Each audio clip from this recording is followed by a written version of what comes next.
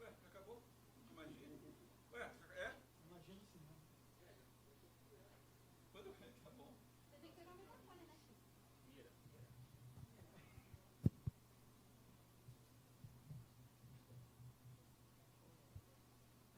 Podemos ir, Giovanni.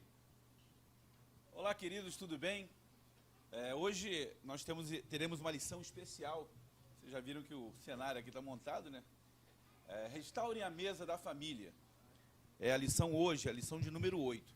Quando a gente fala da mesa da família, né? Na verdade, aqui no mundo ocidental, a mesa ela tem sempre um significado de exemplo de relações familiares, né? É na mesa da família onde o diálogo se estabelece, onde a comunhão, né, ela se evidencia. A mesa é um elemento muito importante, né, nesse mundo ocidental. E, para falar sobre a importância da família, eu vou chamar a minha família. Por favor, Ivana, Ana Luísa. Senta aqui, filha, por favor. Senta aqui, Ivana. E eu já vou começar perguntando, né, para minha bonita aqui. Ivana, antes mesmo de chegar, já vou te dar um... O que você pode nos dizer sobre a importância, né, da mesa para a comunhão da família? O que eu entendo aqui é que, na verdade, quando Deus institui a questão da mesa, até mesmo lá no tabernáculo, tem uma função. A mesa ela era formada de madeira de acácia e ela era coberta com ouro. E está falando da nossa humanidade, que ela precisa ser revestida das coisas de Deus, né? E fora isso, na mesa, tinham 12 pães da proposição, representando as 12 tribos de Israel. Ou seja, se eu quiser chegar diante da presença de Deus, eu preciso estar em unidade e intimidade com os meus irmãos, em harmonia com Ele. Então, disso que eu entendo a questão da mesa. E fora isso, quando a gente fala de mesa, tem a questão do pão também. E o pão ele tem um simbolismo muito importante, né? Porque ele representa a unidade no sentido de... Antigamente, os povos eram nômades, então eles saíam procurando alimento por onde eles andavam, mas com a questão, né, deles terem começado a se reunir e desenvolver a agricultura, já não havia mais necessidade deles estarem percorrendo vários lugares. Então, desenvolveram a questão do plantio de cereais, e a partir daí, desses cereais, foi desenvolvido a questão do pão. E o pão é um alimento tão democrático que ele está na mesa do pobre e ele está na mesa do rico. E quando a gente fala de repartir o pão, não é só essa questão do cortar o pão para a gente comer, é a gente poder se repartir com nossos irmãos, tamanha é a importância da gente estar na mesa. E, fora isso, o judeu ele não senta na mesa com qualquer um, ele só senta na mesa com quem ele tem intimidade.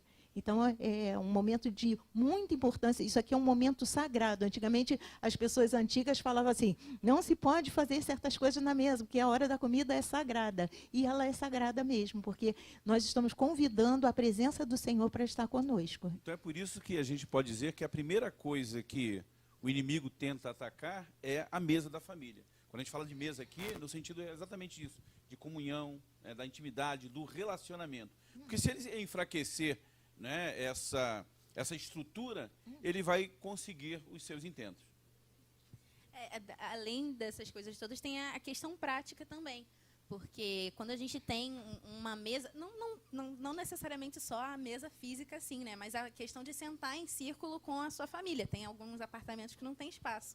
Mas é importante que a gente sente e olhe uns para os outros por algumas questões de fortalecer o bem-estar entre a gente, os filhos que eles têm constante contato com os pais, né? Pelo menos 3 vezes na semana, tendo uma refeição junto com eles, são menos propensos a desenvolver vícios. Tem a socióloga que também fala que a melhor terapia que se tem para fazer é sentar em família e conversar uns com os outros. Então, são coisas bem importantes. para a gente ver que o negócio é tão maligno que até a arquitetura hoje ela roubou esse espaço da mesa na família. Porque os apartamentos hoje têm aquela cozinha americana onde as pessoas se sentam lado a lado. Se eu sentar lado a lado, eu não consigo enxergar a fisionomia de quem está comigo. Então, já é uma ideia dessa questão da comunhão ser roubada da família. E a gente precisa estar muito atento a isso, né? E eu lembro que na casa da minha avó, a gente sentava à mesa e só trocava a refeição, porque a gente ficava a tarde inteira ali, a minha avó quase que recebia a gente com a cesta de pão na mão, né, para a gente poder estar ali, e do café passava para o almoço, do almoço para o lanche, e estava todo mundo reunido à volta da mesa conversando, né? Que fala de sentar lado a lado, mas uma das imagens, não é imagem, uma das ilustrações que se tem mais famosas de Jesus com os discípulos são eles sentados todos de um lado da mesa só. Mas aqui, na verdade, era porque precisava retratar todo mundo. Mas, na realidade, a mesa claramente não poderia ser daquela maneira, tanto que, para Jesus poder olhar nos olhos de cada um.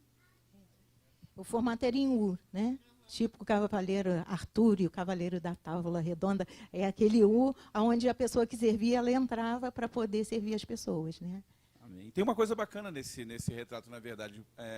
Talvez se eu perguntar para os irmãos aqui, eles não saibam exatamente qual é a disposição das mãos de Jesus naquele momento. Não é? Será que alguém pode me dizer aqui? Né? Jesus estava como? Assim, dessa maneira, como a Ana Luísa estava dizendo aqui? Na verdade, se você observar o retrato, ele está com uma mão assim e a outra assim. Porque ele está falando sobre dar e receber. Então, a mesa, ela tem esse significado.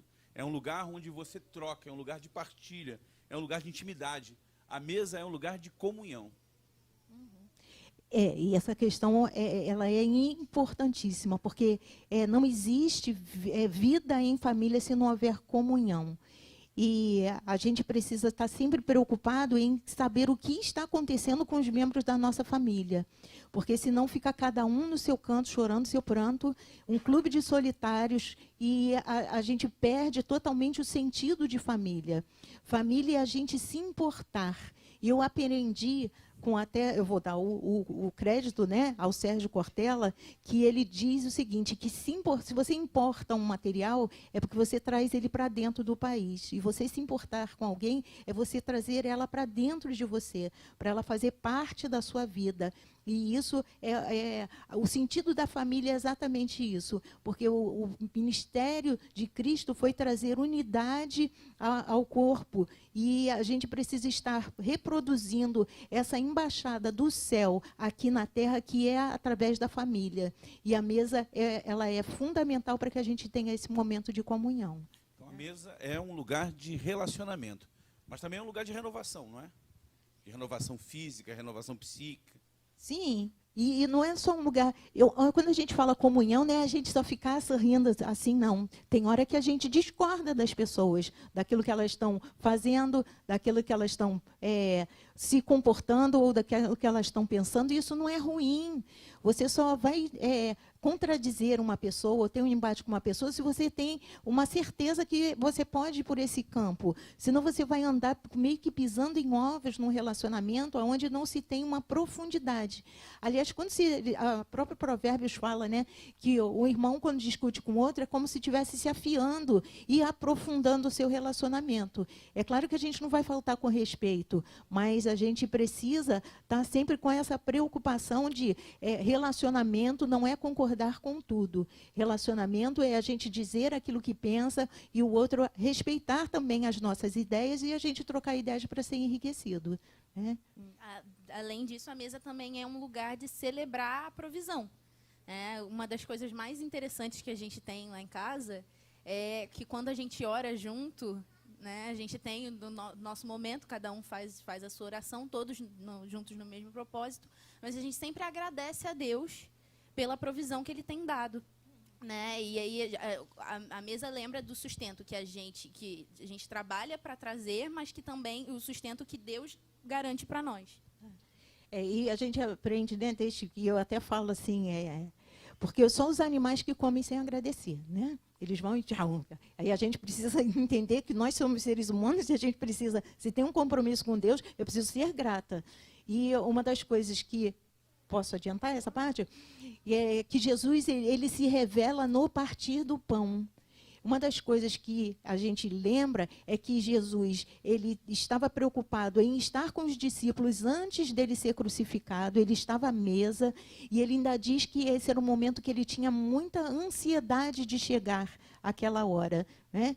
E quando Jesus ressuscita, ele também se apresenta aos discípulos quando eles estão na mesa. E, a princípio, os discípulos não o reconheceram no caminho de Emaús, né? Mas quando ele senta à mesa e que ele reparte o pão, os olhos dele se abrem. Né? Então, é tamanha a importância de a gente se revelar, porque com quem a gente tem comunhão, com quem a gente convive dentro de casa, a gente não tem como se esconder dessas pessoas. Eu estou adiantando, mas é a dinâmica do negócio. Não, você não pode comer Subway com desconhecido, você vai passar vergonha. Porque se suja todo, né? Suja todo. Uhum. E família é isso, gente. Para eu poder chegar aqui, eu tenho que ter... Meu marido penteou o cabelo, né? Eu passei um batonzinho para ficar mais assim. Por quê? Para que eu seja aceita. Mas dentro de casa, a gente não faz isso. Dentro de casa, a gente bota aquela roupa mais simples, às vezes bota o cabelo para cima, né? Depende, Ana Luísa não. A minha filha, qualquer coisa é um evento para ela. Né? Mas é um lugar onde a gente não precisa se montar para que as pessoas nos aceitem. A gente está ali com a nossa cara lavada e eles conhecem os nossos defeitos, as nossas qualidades e mesmo assim nos amam. Na verdade, a mesa, ela como utensílio, né, como uma mobília, ela foi criada numa era posterior à família.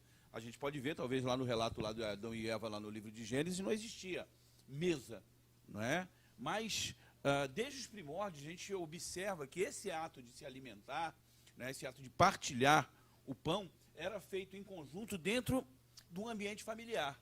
Então, logo, a gente entende que essa ideia de restaurar a família vai além de você utilizar uma mobília ou de preparar uma mesa bonita como essa. Na verdade, quando a gente está falando de restaurar a mesa, a gente está falando de restaurar a união, de restaurar equilíbrio, de buscar a confraternização, de aprendermos juntos, de caminharmos juntos. Esse é o significado da gente restaurar a mesa da família.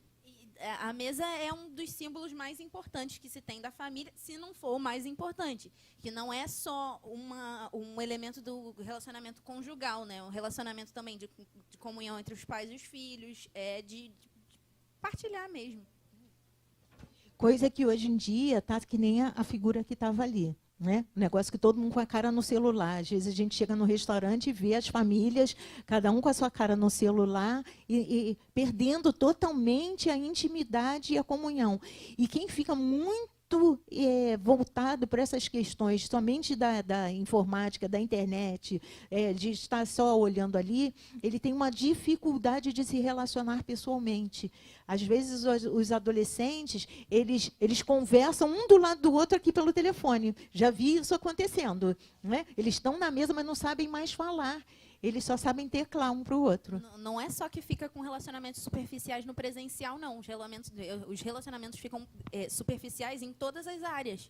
Porque se você só tem contato com a pessoa no... O que houve?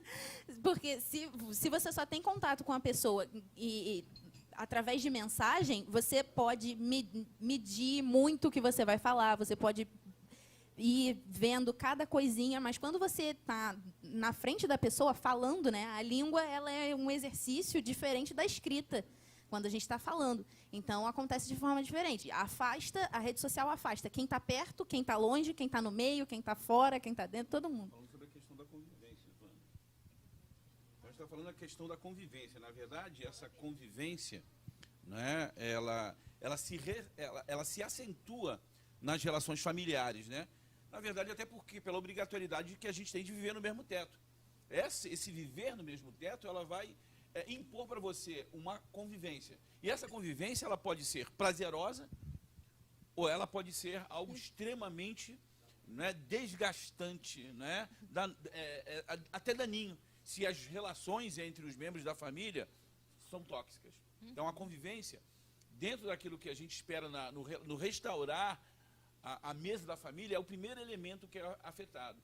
Quando nós estamos bem, quando nós vivemos bem, quando nós estamos bem com Cristo e com os nossos familiares, toda a nossa vida, mesmo que tenhamos percalços, mesmo que tenhamos dificuldades, ela vai progredir, ela vai para frente.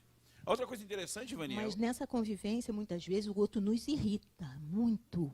E o sangue, às vezes, sobe, que a pessoa tem um poder de irritar determinado. Ela está lavando naqueles roupa suja em períodos. casa. Na mesa da família. Olha, longe de ser uma família margarina, nós somos uma família normal, não somos perfeitos, né? Nós temos as nossas diferenças, nós temos as nossas discordâncias, mas isso não nos impede de ser família, muito pelo contrário. Minha filha diz que a gente discute até pelo pote do açúcar que a gente vai comprar. Mas é porque isso é importante. Eu não estou gostando, vou lá, agora eu vou lavar a roupa suja. Teve um dia que a gente foi comprar pote de açúcar e o Ronaldo me veio com uma coisa horrível. Eu falei, mas que coisa horrível com esse negócio no Chinatown, né? Para quem conhece Chinatown. Esse negócio é horrível. Aí minha cunhada, Eles meu ficaram Deus. 2 horas argumentando qual era o melhor pote de açúcar. Eu não estou brincando. Então não fica nada pendente. Isso faz parte do relacionamento. Eu preciso falar. O outro, eu não posso ser um personagem para minha família. Eu tenho que ser uma pessoa real e verdadeira. E a gente, para isso, existe essa comunhão, né? Agora, o que eu faço quando o outro me irrita? Eu preciso de ter domínio próprio. Eu preciso me segurar. E eu tenho que lembrar que eu tenho que promover a paz. E tem hora que não dá vontade de promover a paz. Tem vontade de promover a guerra. Porque o negócio está feio. E a gente quer falar um monte de coisa. Fala, vem aqui. E a gente precisa pensar. Isso vai magoar. Isso eu vou trazer um transtorno. A minha casa não pode ser a antessala do inferno. Eu já morei na antessala do inferno. Porque na minha família de origem era uma brigalhada tão grande que o que aconteceu ali, que entrou um espírito de inimizade e depois os meus pais não souberam mais voltar atrás. E agora, eu sou responsável para que isso não aconteça. Porque se eu começo a espetar, a falar tudo que me vem à cabeça, eu não posso falar tudo. Eu preciso medir. Para isso, eu tenho que ter uma censura, domínio próprio, e eu ser uma pessoa que está promovendo a paz. E eu depois que eu fiz essa pregação, eu nunca mais esqueci, já repeti isso 100 vezes, desculpa a vocês, mas é porque o promotor da paz, o que é ser um promotor? Um promotor de vendas é alguém que recebeu uma alta responsabilidade de divulgar aquele produto e conquistar novos clientes. E se eu sou uma promotora da paz, Deus me incumbiu de uma alta responsabilidade de contagiar as pessoas que estão do meu lado e eu poder modificar a mentalidade deles com a paz. Que eu vou contagiar com paz e eles vão ser ali aqueles que vão estar reproduzindo a paz. Então, é uma responsabilidade muito grande de mudar. Você pode mudar um ambiente com uma palavra, tanto para o mal quanto para o bem, né? Um outro elemento importante que, na verdade, se reveste de importância dentro desse relacionamento de família, né, além da questão da convivência, é a questão da intimidade. Né? O nosso saudoso pastor dizia, se você quiser conhecer uma pessoa, como 1 quilo de sal com ela. Né? Quem conhece os adágios, os provérbios do pastor Santos, já conhece essa história. Mas, na verdade, é isso. O que ele está dizendo é sobre a questão do tempo. O relacionamento e a intimidade é algo que se estabelece na linha temporal. Né? Nesse espectro que compreende o primeiro momento que eu conheço a pessoa, até a gente, de alguma maneira, se abandonar, né? Até que a morte nos separe, no caso do relacionamento conjugal. Quando a gente fala de intimidade, é nesse terreno privado da intimidade que algumas coisas vão se tornar claras. Por exemplo, se a pessoa tem a predisposição para ser egoísta, se a pessoa tem uma disposição, como você falou, para contenda, se essa pessoa é alguém beligerante. Então, a família é um dos lugares onde a gente partilha a intimidade de uma maneira muito acentuada. Não é? Então, é um lugar em que a gente tem que saber que, muitas das vezes, né, pode acontecer barulho. Esse barulho pode estar dentro da gente ou ele pode vir de um elemento externo. O ideal é que a gente elimine esses tipos de ruído para que a nossa intimidade seja prazerosa. E intimidade a gente conhece até com o olho. Porque quando a gente não tem intimidade, o teu olho pode ficar desse tamanho e o outro não vai entender o que tu está dizendo. Mas com intimidade, basta um olhar, basta um toque na pessoa, basta um gesto, a pessoa já está compreendendo. Então, isso é desenvolvido ao longo do tempo e isso é importantíssimo. E posso contar meu testemunho, pastor? Porque é o seguinte, teve uma vez que eu não queria vir quando a gente era do 1191, a igreja chegou num ponto que estava super lotada. Era uma coisa complicada da gente vir participar do culto. E um culto de ceia era muito mais. E naquele dia eu não estava com disposição. Eu não sei se vocês já tiveram isso. Eu não estava afim de vir para a igreja naquele dia. Eu já cheguei aqui na igreja arrastada. Mas aí o que aconteceu? Eu falei, ai meu Deus, o que eu vou fazer? Aí eu lembrei que estava começando 2 ceias, uma às 5, outra às 7. E eu estava no meu trabalho, que eu trabalho aqui do outro lado da Penha. Eu falei assim, vou na ceia das 5 horas, porque a das 7 vai estar super lotada. Não tinha lugar para sentar, gente. A gente ia para o telão, ficava em pé no culto, ficava lá fora, era muito cheio. E quando eu cheguei na ceia, nas 5 horas, que eu me sentei, eu vi essa mesa, né, de Jesus, essa mesa com as madeiras assim, né, voltada para frente. Eu não tenho visão, mas naquele dia eu tive uma visão. É como se Jesus estivesse arrumando a mesa. Sabe quando uma pessoa está arrumando a mesa, que está pegando as coisas assim? Então, eu vi aquela mesa lá na frente do púlpito, como se tivesse Cristo arrumando. Você já antigamente não tinha telefone? Você combinou com alguém de ir na sua casa, você foi na padaria, comprou as coisas, né, e a pessoa não apareceu. Porque antigamente o telefone era difícil. E a pessoa não tinha como se comunicar para avisar que não podia. E a gente fica com aquela sensação de frustração. Poxa, arrumei tudo, a pessoa não veio. Né? E aí era como se Cristo estivesse arrumando a mesa e ele me disse o seguinte, que bom que você veio. Porque fui eu mesmo que preparei essa ceia com o meu corpo e com o meu sangue. E aí ele sentou e olhou bem dentro do meu olho e falou assim, para que nós tivéssemos intimidade. Gente, eu desabei naquele dia. Né? Porque não foi na padaria, não. Foi com o corpo e com o sangue dele, com muito sacrifício que ele fez isso por nós. Para que nós tivéssemos intimidade. Tamanha é a importância do ato da ceia e do ato da gente estar partilhando uma mesa aqui. Nós precisamos ter intimidade um com os outros. Porque nós fomos feitos para ser corpo. E um corpo que não tem sintonia, se a minha mão não tem sintonia com o meu braço, ele fica aquele filme sem sentido, que o camarada tinha síndrome de La Tourette e ele não comandava o corpo dele era uma aberração, um corpo doentio. Então, um corpo saudável, ele tem harmonia para que ele possa funcionar. Né? Eu ia falar que uma das coisas da importância da comunicação entre a família é que, quando a gente fala da língua, a primeira língua que a pessoa adquire, a primeira forma de comunicação é a língua materna. Por quê? Isso significa que, através da constituição dos outros falando, os outros se comunicando, é que fazem com que eu tenha a capacidade de me comunicar.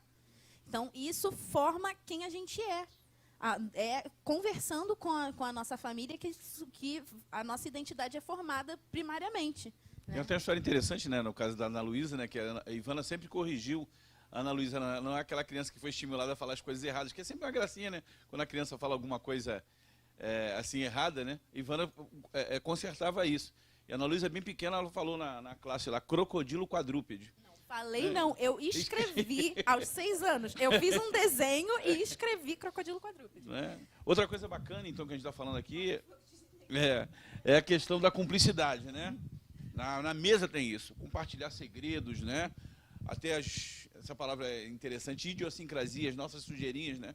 Aquele que está próximo de nós, né, no caso, por exemplo, do cônjuge, aquele com quem a gente resolveu juntar as escovas, ele acaba conhecendo um pouco, né, de quem somos, de uma maneira assim muito mais profunda, de uma maneira muito mais clara. E isso é interessante, porque essa questão da cumplicidade dentro do casamento, dentro da família.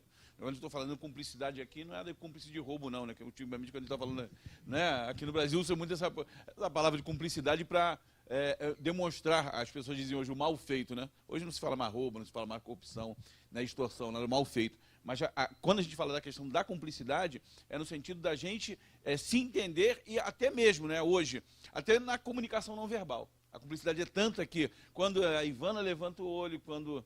a esposa de alguns de vocês, ou você para a esposa, a gente acaba compreendendo essa linguagem, não precisa ter essa comunicação, ok? E ainda tem o versículo que fala disso, se 2 de vós concordarem acerca de qualquer assunto, isso vai acontecer. né? Diz que a Torre de Babel, quando Deus viu que eles estavam cúmplices, com o mesmo propósito, com a mesma visão, com unidade, ele falou assim, e vamos descer lá, porque senão eles vão conseguir o intento deles. Né? E eu lembro que quando a gente foi comprar uma casa, nossa casa, né? Ronaldo, eu olhei a casa e falei assim, isso aqui não é para o meu bico, não. Aí o Ronaldo olhou uma outra casa, parecia uma escola, um negócio esquisito. Eu falei, esse negócio horrível, não gostei desse troço, não. Eu preferia, para ficar com essa coisa horrível, eu ficava com aquela outra. Ele, você topa? Eu falei, eu topo. Então, tá bom. E hoje a gente mora na casa que a gente concordou, que estava fora da nossa alçada, né? Mas Deus achou que era para o bico, porque a gente concordou e Deus nos abençoou para que a gente pudesse estar morando ali. Né? A gente não só concordou, a gente concordou e orou na frente da tela do computador. Senhor. Não, mas outra coisa que é super importante no relacionamento familiar é a coisa da interatividade, né? Na verdade, qualquer relacionamento precisa ser uma via de mão dupla, né? Você fala e escuta, você ouve, você tudo, você chora, mas você também tem que estar ali disposto a... Chorar e receber consolo. Chorar e receber consolo. Então, E oferecer consolo também. Né? Chorar agora eu me perdi. chorar é dar, né? Consolar e ser consolado. É isso, né? Sim. Agora, eu queria fazer uma pergunta para vocês, né, que estão aqui. Né? Não precisam responder, é só para a gente pensar. Onde é que está a mesa da casa de vocês? Né? Onde é que está a mesa de cada um de vocês aqui? Na verdade, hoje, a comunhão à mesa, ela tem sido, às vezes, substituída, ela tem sido roubada pelo telefone celular, né, pela frente da televisão, pelo computador na Netflix, naquela série que você tem que... Né? Olha, eu tenho que seriar isso aqui no final de semana, né? Eu tenho que maratonar, né? Aqui no final de semana. Então, essa é uma das questões, ou algumas das questões que roubam da gente a atenção, né? A afeição, né? Pelos membros da família. A Ivana tinha falado sobre esse negócio dessa arquitetura hoje, né? Que ela coloca, na verdade, as questões como, por exemplo, o balcão, que ela falou, né? Onde você fica lado a lado. Hoje em dia, em algumas relações que se estabelecem em famílias, filhos adolescentes, por exemplo, ficam dentro de quartos isolados. Parece um bunker, que você às vezes não pode entrar nem para poder limpar. Não é? Por exemplo, tem algumas coisas, né? Então, esses espaços, às vezes, na verdade, eles projetam ou favorecem o isolamento. Eu conheço famílias que se reúnem, às vezes, quando alguém manda um WhatsApp de um para o outro. A casa é grande, eu tenho um segundo andar e tal, né? Cada um está encastelado num lugar, cada um está dentro do seu computador, e eles só se reúnem na hora do almoço porque alguém, a comida está na mesa, aí manda um WhatsApp. Né? Tem uma brincadeira até que fala hoje em dia, que começou a quarentena, descobri que tinha um povo morando aqui em casa, uma gente legal, descobri que era meu irmão, minha mãe.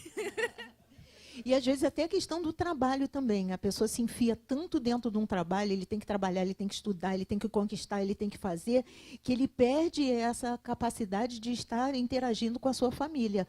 Porque o trabalho também está roubando, e aí quer compensar trazendo coisas para dentro de casa. E presentes não substituem a presença. Às vezes, a gente precisa pensar e medir. Em tudo, a gente tem que ter equilíbrio. Né? É claro que eu preciso trabalhar, é claro que eu preciso trazer o pão para a minha casa. Eu não vou ficar dormindo esperando que vai cair do céu, que isso só foi lá no deserto. Mas a gente também não pode entrar numa loucura de trabalho. Eu trabalho, eu estudo de noite, e cadê o momento da família? Que horas que a família vai entrar no meio dessa situação? A gente não pode esquecer disso também. Também... Uma coisa importante, uma coisa legal que pode ser feita é desenvolver atividades para que vocês possam ter juntos. Né? Tem uma coisa muito interessante, é que eu não gosto de nenhum filme que meu pai gosta. Mas, às vezes, eu assisto filme porque ele quer ver um filme. Aí eu para estar na companhia dele, para a gente... Né? A recíproca é verdadeira. Aliás, na verdade, né, os perfis são totalmente diferentes. Né? Ivana gosta de filme papo cabeça, aqueles filmes que quando tu termina, tu acabou? Né? Não entendeu nada. Ana Luísa gosta de comédia romântica, aquela charopada que você sabe qual é o começo e o final do filme, né?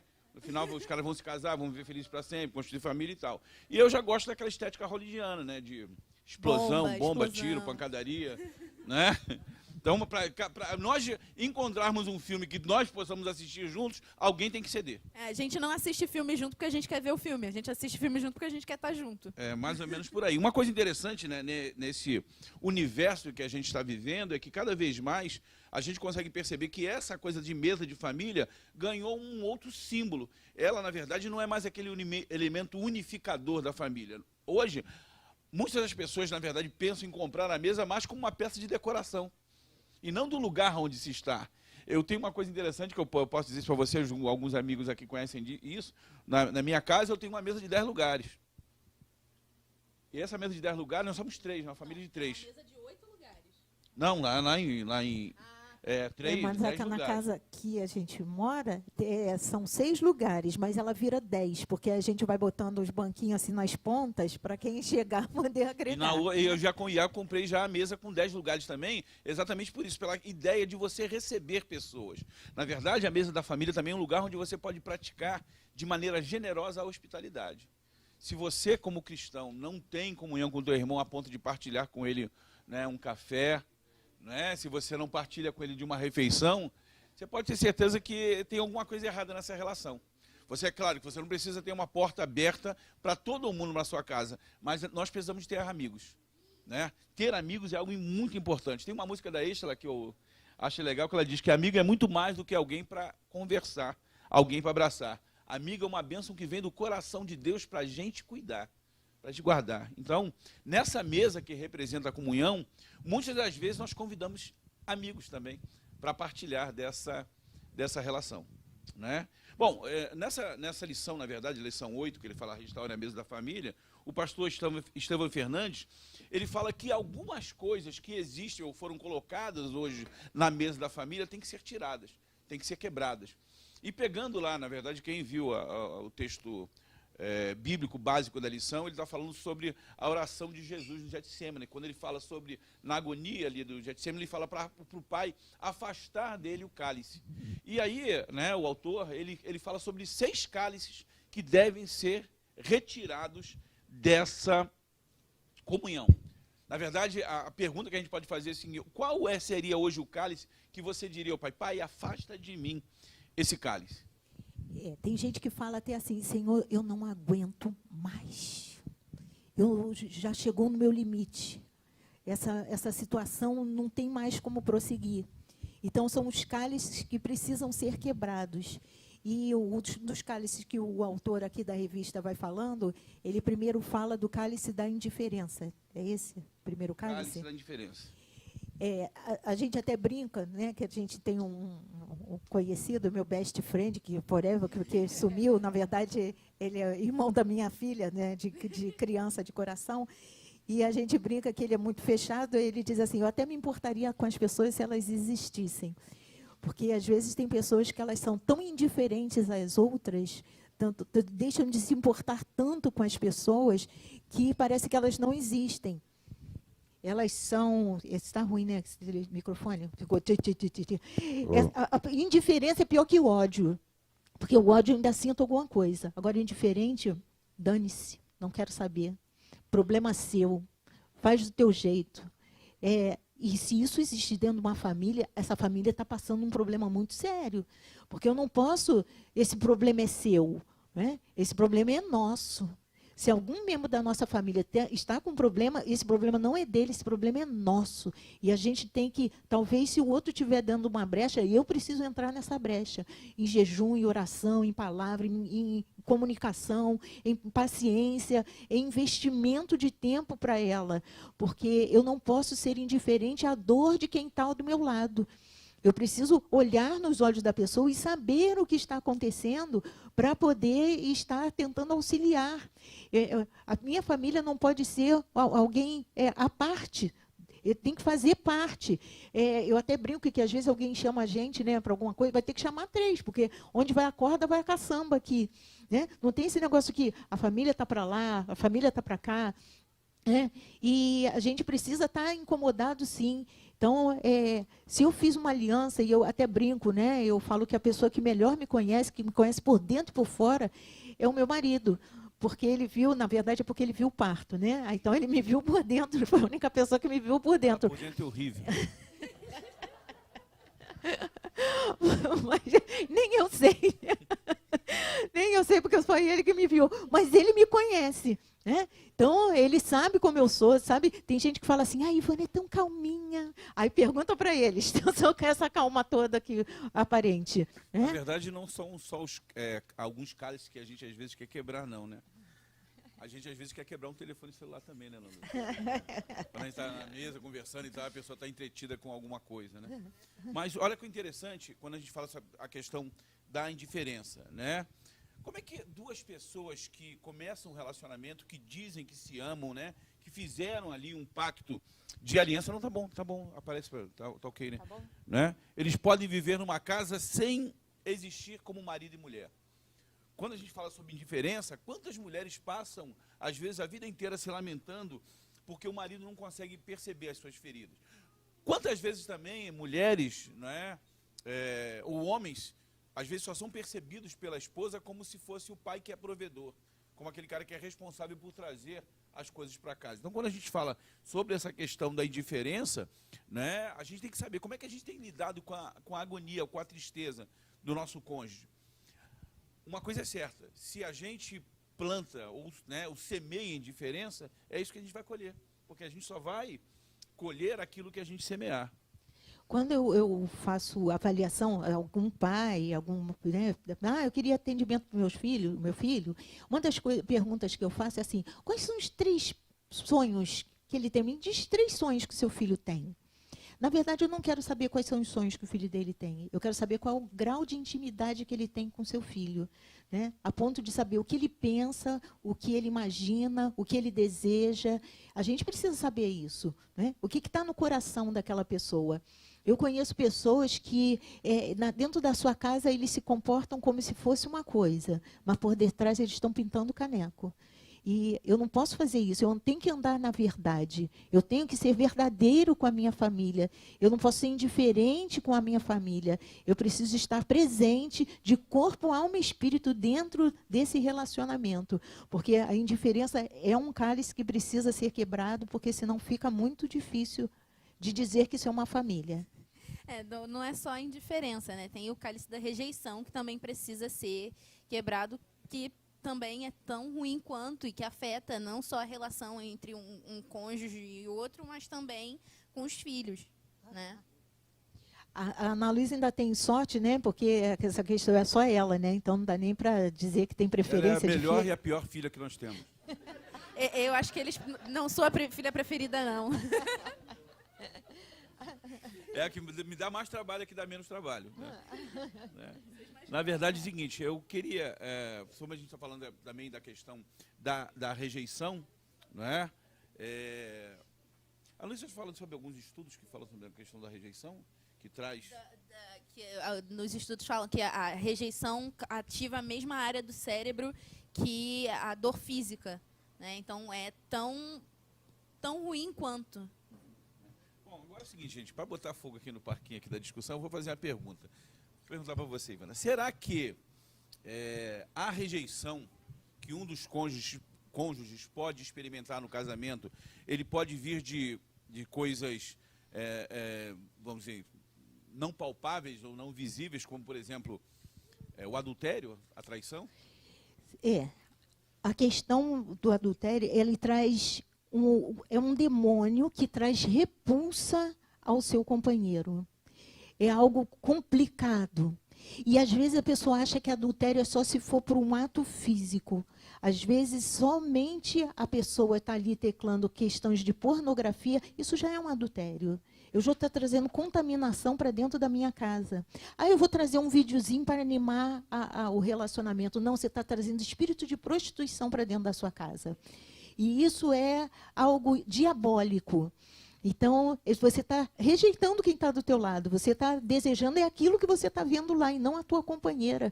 E na hora de você ter uma vida íntima, saudável, você não consegue, porque você foi tão envolvido por questões de pornografia e a ativação do cérebro é na mesma área de qualquer outro vício, que a pessoa não consegue sair disso. Então, e a pornografia, ela vai se entrando um abismo debaixo de outro abismo, porque não basta mais isso que eu estou vendo, eu quero alguma coisa a mais, eu quero alguma coisa a mais. Então, a pessoa vai entrando no mar de lama e trazendo isso para dentro de casa. E a mulher e o homem que convive com esse tipo de coisa, ela se sente rejeitada, porque ele não está me desejando. Então, isso cria um problema social muito grande. E eu conheço, infelizmente, casais que não conseguiram sustentar um relacionamento. Aliás, eu conheço até um e-book de alguém que não é evangélico, é assim, vício em pornografia, como parar. Porque o camarada, ele estava tão desesperado, pedindo um auxílio para que ele pudesse rejeitar essa situação de pornografia, que ele estava, por favor, alguém me ajude. Então, ele criou um grupo de ajuda para que um pudesse estar auxiliando o outro na hora dele estar desejando, né, essa questão de pornografia. Eu acredito também que a rejeição ela pode ser reveladora de uma dificuldade que a pessoa tem de lidar com o egoísmo.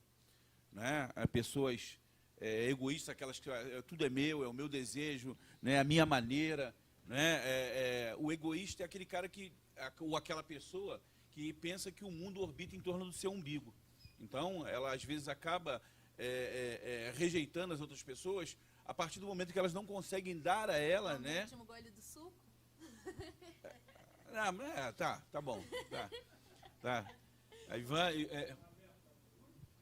Não, tá, pode ser. Só tem que pegar o microfone aqui, que hoje a gente está sem microfone. Pode. Estou em casa, tá? Então eu vou levar o microfone aqui para ele. Eu já tomei café, mas tem que fazer tomando, aqui, Ivana, por causa do vídeo aqui, a pessoa vier aqui. Fala aqui. Não, dá para ouvir bem. Fala. Não, eu ia falar com a pastora Ivana, quando começa a falar na questão do adultério. O adultério, né, a palavra adulterar é modificar o que tinha de princípio, né, o que foi feito no princípio. Então, o adultério começa no momento em que os cônjuges quebram os princípios do casamento que eles mesmos prometeram. Aquele ser fiel até a morte, te respeitar, te prover e tudo aquilo. Então, quando esses princípios vão sendo quebrados um a um, né, aquele pacto que foi feito, ele descamba para a questão física, né, a parte sexual, e também de outras promessas, né, que esse pacto foi formalizado. Então, o casamento se dissolve não só com a questão da traição, da fornicação ou qualquer coisa assim, mas já no princípio do próprio matrimônio, das promessas que foram feitas pelos casais. Na verdade, né, pelo Sepúlveda está falando, a traição ou o ato da traição, na verdade, ele só é o sintoma de alguma coisa que já previamente já vinha acontecendo. A relação já vinha sendo adulterada. É isso. Não, uma coisa interessante que a gente está falando também, né, a questão do ego. Continuando do Pode. adultério aqui, porque vocês são advogados, né?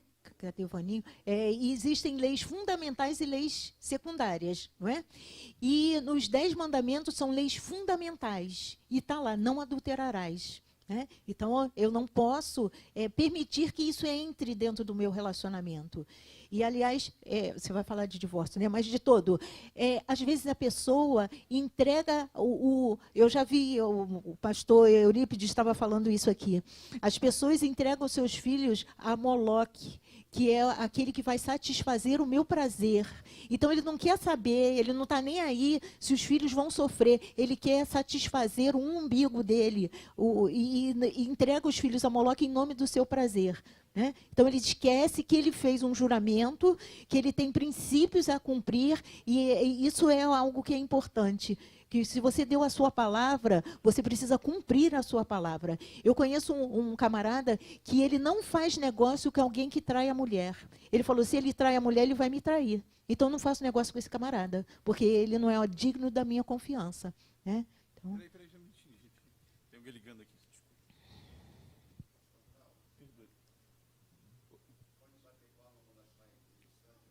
Deixa eu atender o telefone aqui, gente. Desculpa aqui, só um minutinho, rápido. Perdoe, foi sem querer aqui. Desculpe. Alô? Olha, o telefone não pode existir na mesa. Esse ele não vai quebrar, não. Peraí. Não, pô,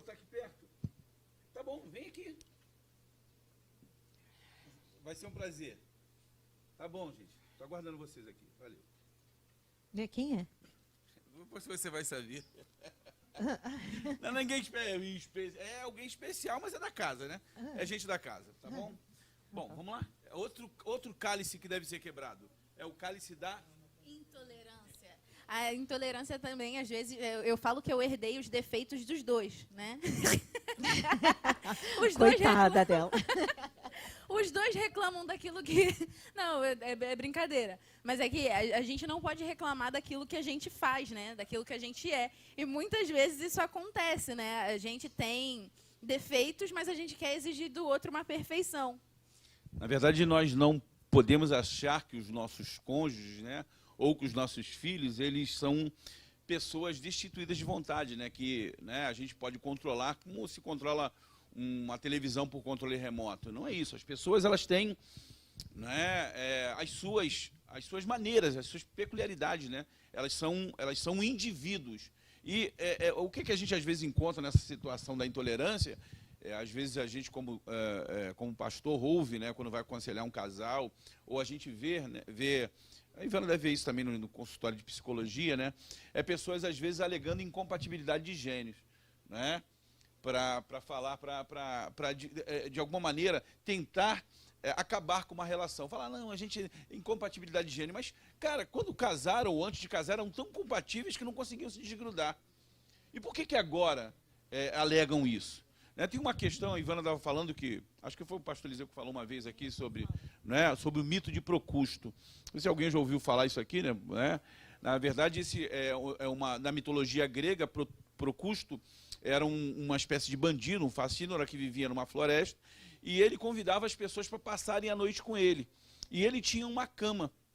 E nessa cama, se as pessoas que deitassem fossem muito grandes e não coubessem na cama, ele cerrava as pernas dessas pessoas para que elas pudessem se adequar. E se essas pessoas fossem muito pequenas, ele esticava essas pessoas até que elas coubessem na cama. Na verdade, ele sempre martirizava as pessoas, porque as pessoas não se adequavam ao tamanho da cama dele. Quando a gente fala de intolerância também, a gente fala nessa situação. Muitas das vezes as pessoas elas não estão adequadas à nossa maneira de pensar, né, aquilo que a gente entende como certo, e aí a gente acaba tentando, ou vitimizando essas pessoas, tentando fazer com que elas se adequem à nossa maneira. Ok? É como se tivesse um padrão de comportamento, que todo mundo tivesse que ser assim, daquele jeitinho, daquela forma, e não dá para ser diferente, porque eu não sei conviver com o diferente. Aliás, isso hoje é gritante, né? Ninguém pode discordar, porque as pessoas vão em cima como se todo discurso tivesse que ser igual. E polarizado.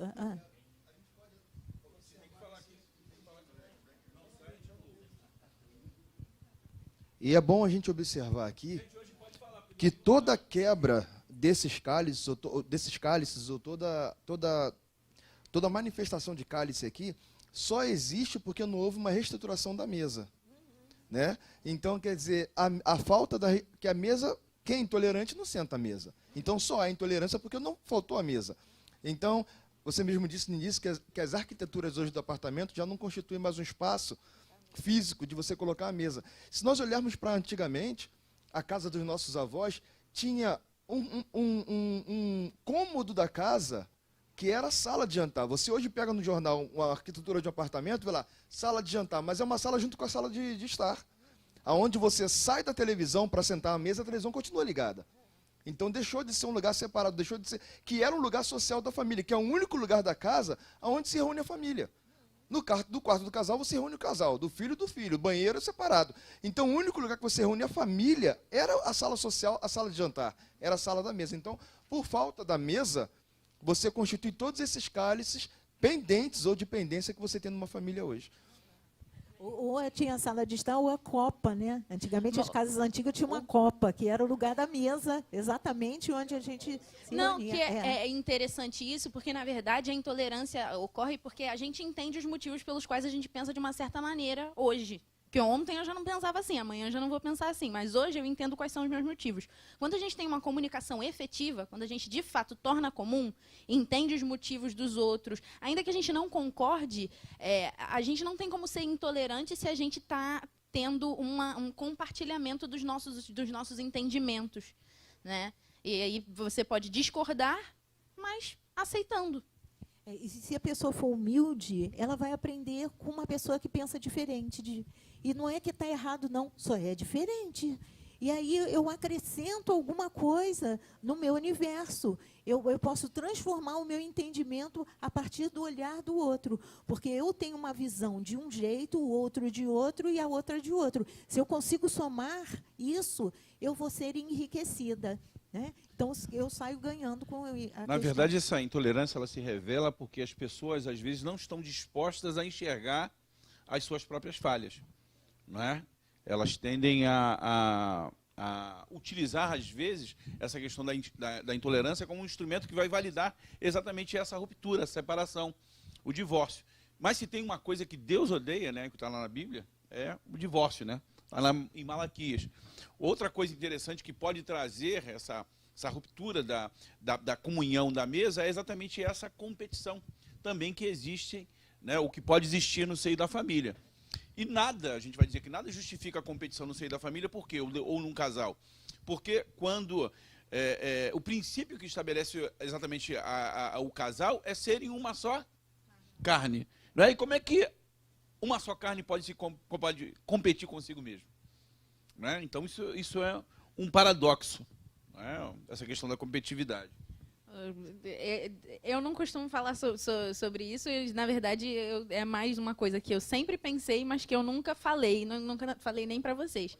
Mas a coisa mais bonita que a gente tem em família é que quando a gente termina de orar juntos, a gente canta uma música que eu acredito que até quando eu me casar e eu for morar, né, com meu marido, enfim, o que eu vou sentir falta de ter esse momento com vocês, porque a gente canta uma música que é: ó Deus, faz-nos ser um, faz-nos um só, para que o mundo veja em nós o teu amor. E é isso, quando a gente tem essa tudo isso. Mas somos lindos, né? Somos fofos. Olha, eu amo a minha família, mas tem dia que eles me irritam um bocado, mas eu amo a minha A família. recíproca é verdadeira.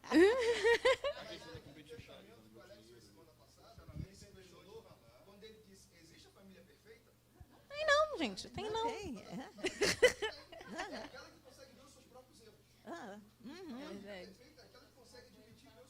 é. Até no início ele colocou ali, nós pedimos desculpa, nós pedimos perdão. E, para dizer a verdade, quando a gente se aborrece, às vezes eu estou querendo pegar ele, mas eu falo, eu não posso permitir que isso fique. Aí eu falo, me dá aqui um abraço. A princípio, o abraço é difícil de dar o abraço, né? Esse negócio de pegar ele é muito difícil. Quer me pegar ele? Eu deixo. E aí eu, então, me dá aqui um abraço, me dá um beijo, agora ri.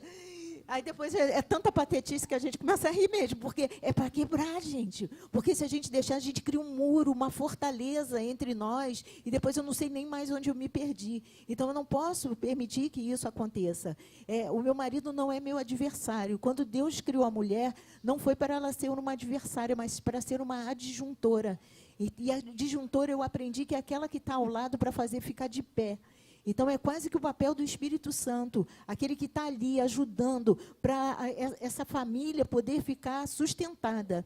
E antigamente eu achava que o papel da mulher era um papel difícil, que é a edificadora. Mas quando eu vi, pena que teve a lição do sacerdócio do homem, eu acho que vale a pena, até se você não assistiu, que o pastor Estevam tem lá, né, no YouTube. O papel do homem é muito mais difícil do que o nosso. Porque se eu tenho que me submeter, ele tem que dar o sangue. E é muito mais fácil eu me submeter do que dar meu sangue.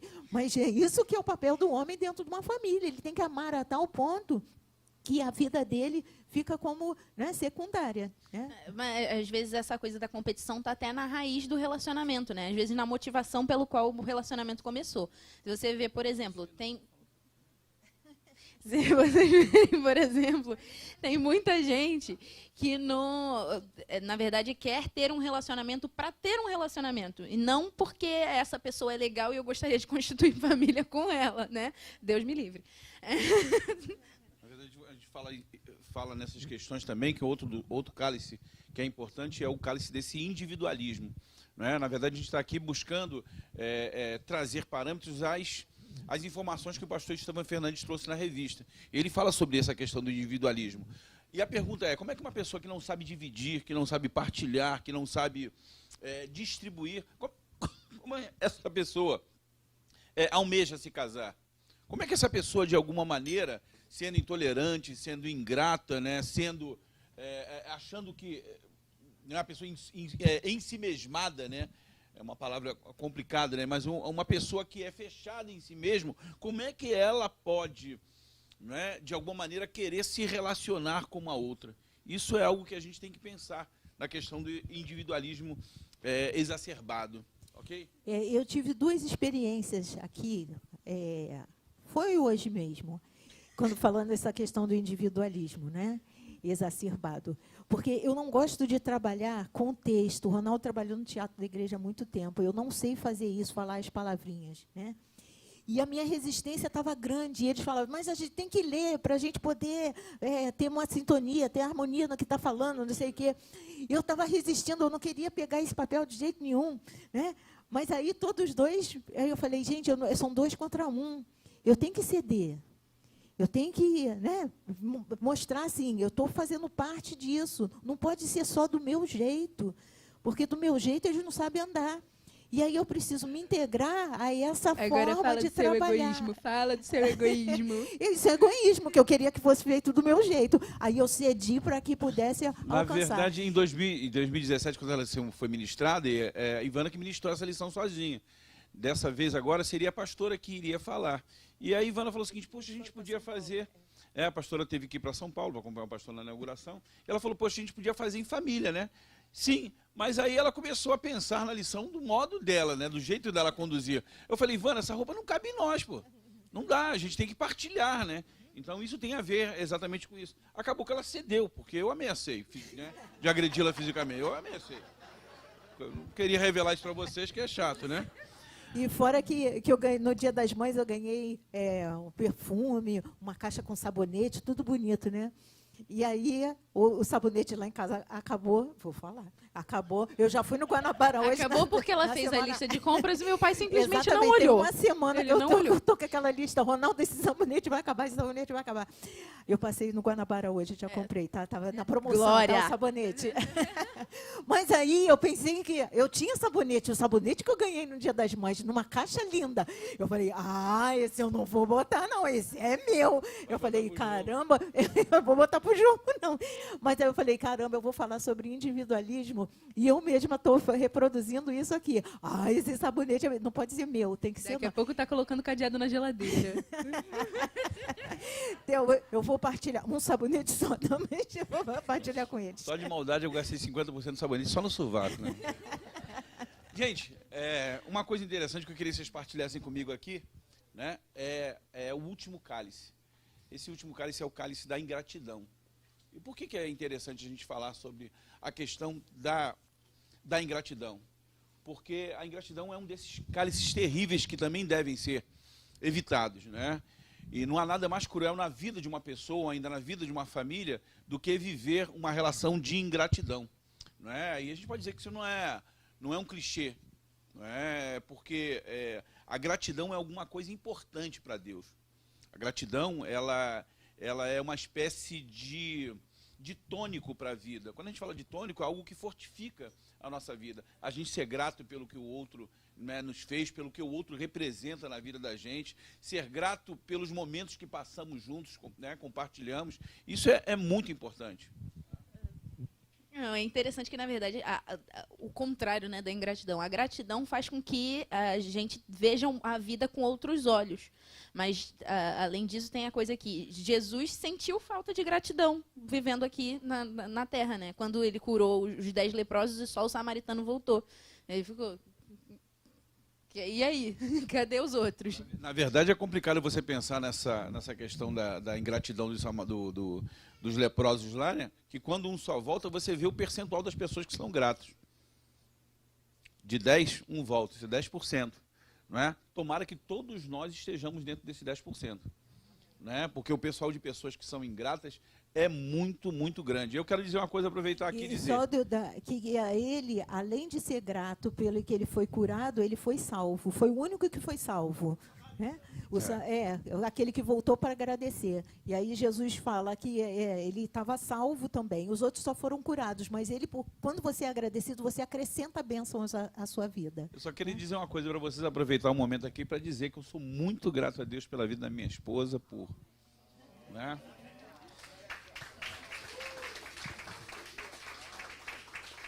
Minha esposa, ela me tirou do nada e me levou para lugar nenhum. Né? Aí eu podia dizer, o que eu sou, eu não sou nada, então. Né? Mas eu sou grato a Deus pelo homem que sou hoje, pelo pai de família que sou. Tem que né? ser grato pela minha vida Sou também, grato que você pela só é vida pai da por minha minha família, né? Pela minha linda, pela minha filha, que deu, na verdade, um filho dá um sentido diferente à vida da gente. Né? Quem é pai aqui sabe Vai do que eu chorar? tô... Ela sabe que eu sou, né, emotivo, né? Mas é isso, né? Como é que eu podia esquecer nesse momento de não agradecer a Deus pela vida da minha família? A minha família é muito importante para mim, né? Então, né? A gente precisa ser Vocês grato, também. né, pela nossa Vocês família. também, como família de Cristo, também são bênção para a minha vida. O meu marido também é uma bênção na minha vida, que se eu sou hoje retraída, eu era muito mais antes de conhecer o Ronaldo. Né? Então, e eu sou uma pessoa assim muito pensativa, e ele me bota para andar, né? E eu boto ele para refletir. Então a gente acaba um ajudando o outro nesse sentido. Não sei onde eu estaria se o Ronaldo não estivesse na minha vida, porque ele é muito importante para mim. Eu também sou muito agradecida pela vida dele. A parte boa é que eu puxei os dois. Então, 50% do tempo eu tô... 50% eu tô... Coelhinho da Duracell.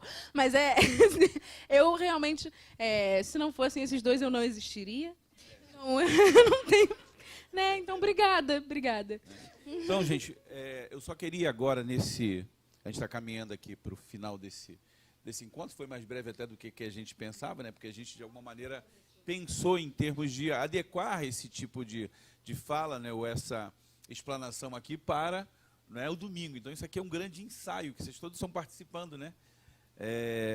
Eu gostaria de dizer que o último cálice, que não pode, aí sim, não é que deve ser quebrado, o último cálice que não pode deixar de ser bebido é o cálice do propósito da família.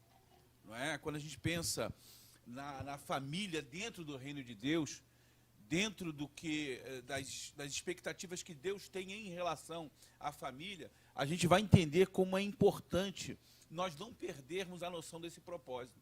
Porque quando a gente perde, né, de alguma maneira, essa ideia de falar em nome de Deus, mas a gente não vive isso em família, isso torna o nosso discurso inócuo, torna a nossa fala sem vida, torna, quer dizer, na verdade, o nosso exemplo de vivendo em família, ele repercute muito mais do que toda e qualquer palavra do que a gente disser. Então, a gente não pode perder o foco.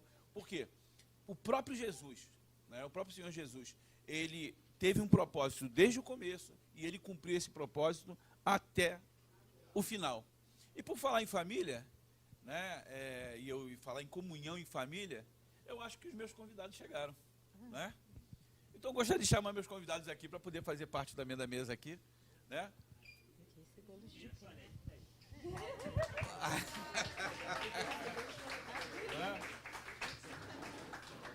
Na verdade, vocês viram que essa mesa aqui, podem sentar, por favor, né? Podem sentar. Que essa mesa aqui, desde o começo, né, ela tinha lugar para outras pessoas, né? E é exatamente essa simbologia da mesa. Essa simbologia da mesa pode representar também o reino de Deus, não é? Pode representar a igreja, pode representar o nosso coração, desejoso de receber também outras pessoas para participarem conosco dessa comunhão.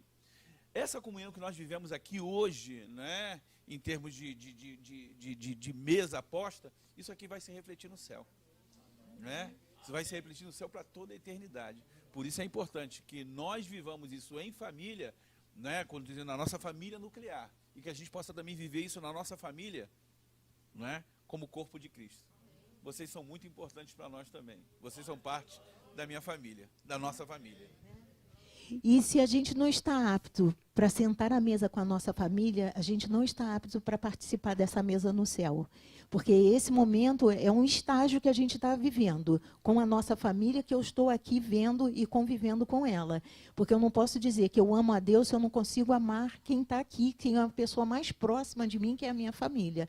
Então, vai valer a pena que você faça esse exercício de estar na mesa com a sua família, limpando aquilo que precisa ser limpado, quebrando aquilo que precisa ser quebrado, para que a gente possa viver em união e harmonia. E a presença maior, que quando a gente está aqui, é como se fosse também a presença do Senhor conosco.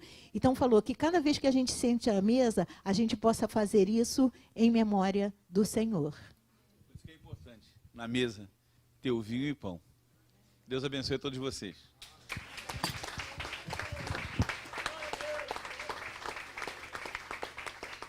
Agora, Edvanei, agora a gente já pode, né? Eu agradeço aos nossos amigos internautas, aqueles que estão aqui, e agora a gente pode convidar todos vocês para participarem conosco dessa mesa. Deus abençoe, Deus abençoe. Fiquem com Deus.